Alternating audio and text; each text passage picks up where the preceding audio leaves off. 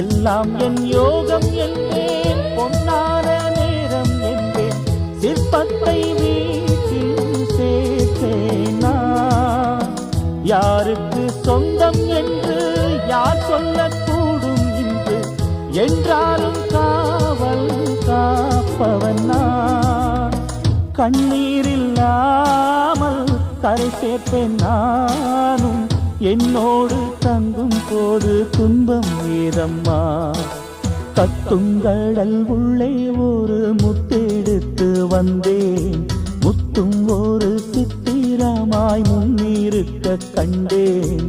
அச்சச்சோ அத்திப்பூ பெண்ணானதோ, அம்மம்மோய் அல்லிப்பூ கண்ணானதோ, மிச்சப்பூ ஒவ்வொன்றும் என்னானதோ, மொத்தத்தில் கன்னிப்பூ என்றானதோ.